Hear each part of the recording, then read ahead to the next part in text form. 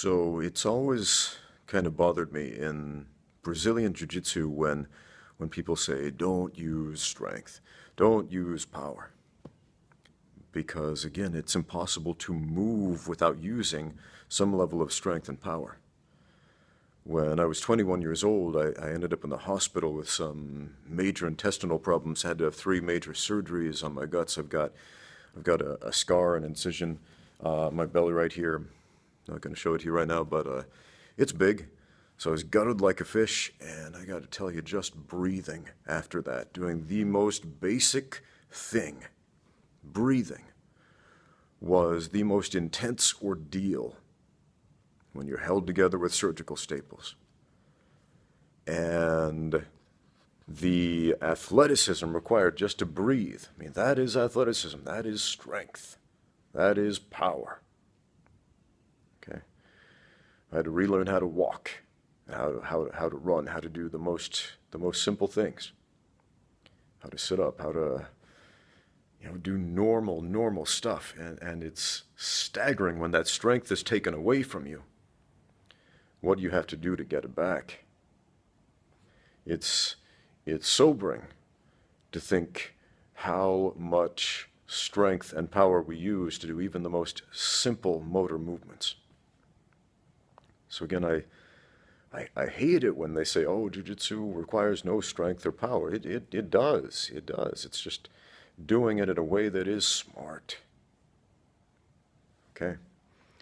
So again, if somebody's pushing against you, what's not smart is simply pushing back and trying to use superior strength against their strength. That's an arm wrestling contest. That's what arm wrestling is. I mean, yeah, there's some technique involved in the sport of arm wrestling, but ultimately it's whose arm is stronger. It's the guy who's going to win. But jiu-jitsu is not that way. I mean, yeah, if you are stronger, you have an inherent advantage. If you're bigger, you have a big advantage, right? But it doesn't necessarily guarantee a win. One thing that's fascinating about jiu-jitsu and fighting, MMA, these sports, is that it is entirely possible for a completely untrained person to win in jiu-jitsu with 0 training if they are big enough and strong enough.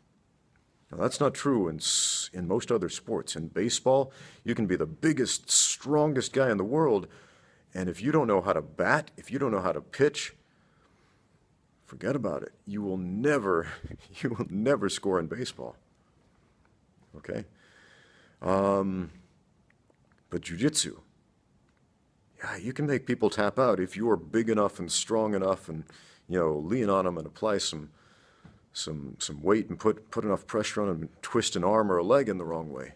Grab somebody's neck and squeeze, even if your technique is not that great. If your strength is that much higher than your opponent's, you can still win. In an MMA fight, man, even more so. If you got an extreme weight and size advantage, yeah, you can beat bigger technical guys. I mean, look at Ernesto Hoost versus Bob Sapp. Man, I love Ernesto Hoost. Such good technique, such a good kickboxer. They did this K1 match, and Bob Sapp, he's Bob Sapp, big dude. And I'm just going to put it out there, technique-wise, Hoost is so much better. But who won the fight? Bob Sapp. How'd he do it? Big punches from a big dude, that's how. Okay? So, I mean, it shouldn't come as any surprise that big guys can beat more technical little guys. Okay, happens all the time. So why do we de-emphasize athleticism in martial arts? And I tell you, the very first book on martial arts I ever picked up, I went to the library to find some martial arts books when I was a kid because there were no martial arts schools in my hometown. None. I grew up in a small farming community in Idaho. And so I went to the library. I picked up all the books I could find, boxing, wrestling, kickboxing, judo, karate, taekwondo. First book I opened, it was about karate. Because I'd seen The Karate Kid. I thought, okay, that seems like a pretty good martial art for fighting bullies. Worked for Daniel LaRusso. And I opened it up, and on page 1, the intro, it said something like this: martial arts is not a magical system that will turn a wimp into a fighter. It requires athleticism. It requires the development of strength. It requires patience and hard work. And I gotta admit, I was disappointed. I wanted it to be magic. I really did. I wanted karate to be magic. And the honest truth is, it's not. It is a physical discipline. You have to train hard to get hard, essentially. Okay? If you want to be able to punch through bricks, man, you better start developing those fists. Man. You want to be able to take a hit, yeah, you better start working on those abs. I mean, it is a rigorous physical discipline. Any good martial art is any good martial art that translates into an actual fight. Okay, I'm not talking about wushu, dance fighting, waving around a sword, pretending to, I don't know, do forms, or pretending to be in a fight, or anything like that. You know, I've got all the respect in the world for fight choreographers, because again, that's something I've done, and that requires athleticism too. But you know, it's not the same thing as an actual fight. I'm going to tell you, nothing is more physically demanding than fighting, and fighting consistently, and the training that it takes to get to that professional level. But again, in jiu-jitsu, we keep perpetuating this beautiful, beautiful lie that we don't need it, that we don't need to hit the weights, that we don't need to do push-ups and pull-ups and calisthenics and man, it's nonsense though. I mean, look at the best grapplers in the world. Look at them. Now, some people will immediately point to Marcelo Garcia and say something like, "Oh, well, Marcelo Garcia says he doesn't lift weights. He just grapples for strength and conditioning." And nobody who says that is on Marcelo's level. Okay, nobody who says that rolls the way he rolls. Nobody who says that rolls as much as he rolls. All right? That man is gifted, and he is one of the most hardworking athletes in the sport. Okay? And if you're not putting in that level of work, man, don't give me excuses about how you don't need to lift weights if you're losing by virtue of simply not being strong enough to execute your technique. Okay? Now, I got in a conversation about this subject with a certain jiu-jitsu black belt, and he kind of laughed at me, and he said, well, now that's the mindset of a loser, basically, because, you know, if your technique was good enough, you wouldn't need extra strength. So I told him this. I told him a story about a student I had. This girl came into the gym, and she was small, weak, very unathletic, probably the most unathletic adult I have ever attempted to train. And you know, she came in with a good attitude about training. She put in the work. She worked so hard, so hard. And everybody would always get the best of her. She wasn't able to use any of her techniques. She'd always end up on the bottom. She'd always end up pinned. She'd always end up tapping out. She would just always be in the wrong position because her partners were just bigger and stronger than her. Even the smallest, weakest person in the class was bigger and stronger than her.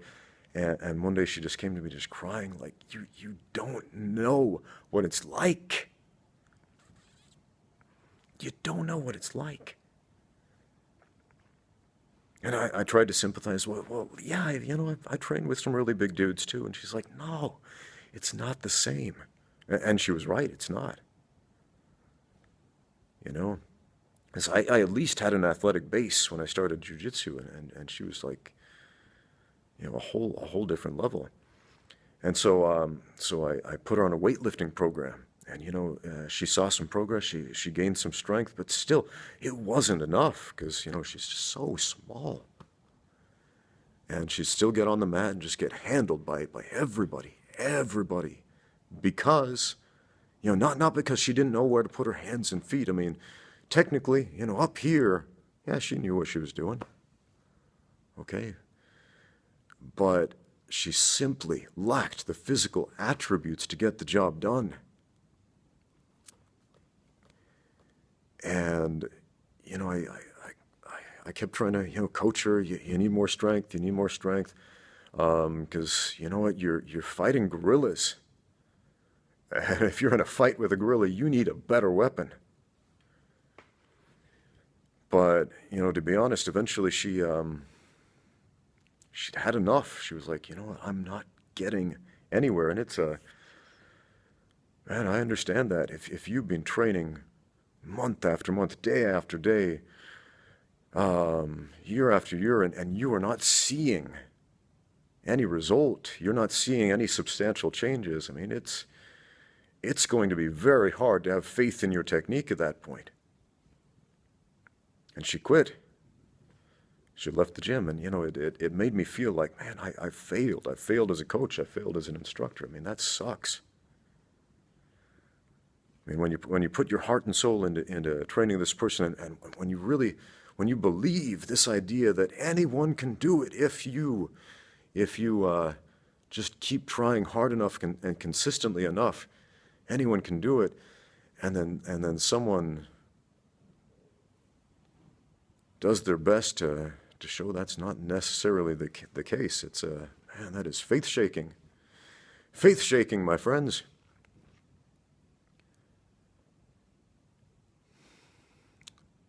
So I told this jiu-jitsu coach that story, and I said, you know what?